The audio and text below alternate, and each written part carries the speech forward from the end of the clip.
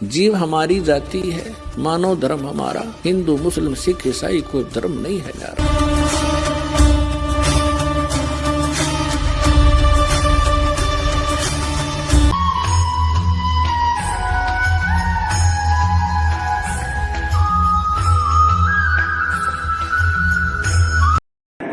तो यहाँ आपसे प्रार्थना की जाती है, जब तक सत्संग चले आप सब चिंताएं और इधर उधर की गल्ला बातें छोड़ के ध्यान से सत्संग सुनो। आत्मा कहते हैं मात पिता सुत स्त्री आलस बंधु काणे, संत मिलन को जब चले है ये अटकावे आने। जब आप सत्संग की तरफ चलते हो तो कौन कौन बाधा करते हैं? मात पिता, छोटे बच्चों को, बेटा बेटियों को तो माता पिता बाधक बनेंगे, वहां नहीं जाओगे हैं, हमारी इज्जत का नाश हो जाएगा, हम कदे सत्संग में नहीं जाया करते। तो जैसे उनको ज्ञान है इस तरह के वो फिर बाधा करते हैं। और जो बूढ़े हो गए वृद्ध हैं उनके बेटे आंट लावेंगे सुत, और जो कोई भगत है उनके उसकी पत्नी आंट लावेगी पक्का।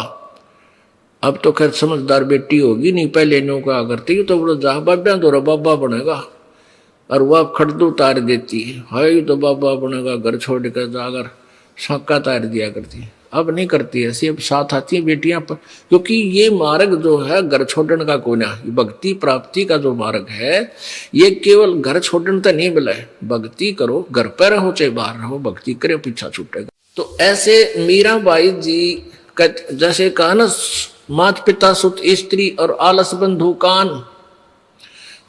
किसी के तो फिर बेटा बेटी वृद्ध हो जाते हैं तो बेटा बेटी नान दे, 100 तरह की बातें अड़ाओगे संसार के, कहेगा फलान है, कहाँ जाते हो, ये नहीं वो। और फिर या फिर आन ये लोक लाज बंधु कान, और या फिर आलस। जैसे सत्संग में चालन की तैयारी हुई, कल देखूंगा आज को नहीं चलता। एक भगत बताओ था कि एक बार मैंने कान पकड़ दिए तो जब भी छुट्टी मिला सीधा भाग गया हूँ भगवान के अड़ बैठे अमृत वचन सुना। एक बार 5-7 दिन का सत्संग कराया करते हम पहले, उसने छुट्टी भी पहले दिन यूँ कहता है भगवान छुट्टी मिल जाए मैं 7 दिन सत्संग में सुनूंगा, वह छुट्टी मिल गई, नौकरी करता था। ने बोला मैंने सोची कल देखूंगा, कल चलूंगा, और नीत न्यो थी लास्ट में 1-2 दिन चलूंगा, इतना रेस्ट करूंगा। अब जिस दिन सत्संग शुरू होना था उस दिन उसका दूसरा सत्संग शुरू हो गया, वहां उसकी बहन का बटेऊ आ गया, उसका जीजा। वो आगे ने बोला मैंने भैंस लेनी है। अच्छा ले भाई, उसने नाटक क्यों करे, ताजी ताजी रिश्तेदारी।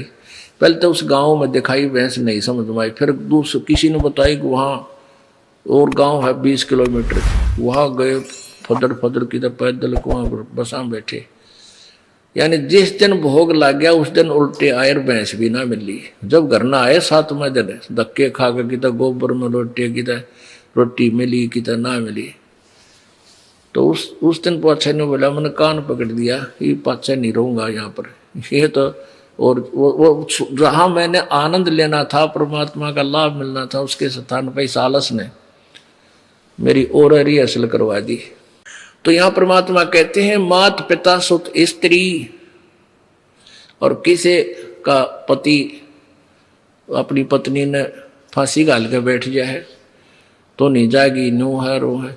तो कहने का भाव है ये काल के ही अड़चने हैं, और ये काल की अड़चन इसलिए है कि यो भक्ति ना करे, संतों के पास ना जावे, और यू यही मर खप के और गधा कुत्ता बन के धक्के खानता रहे। काल ये चाहता है, और भगवान ये चाहता है परमात्मा कि ये परमात्मा की प्रेरणा में कहीं ना कहीं जाते रहे।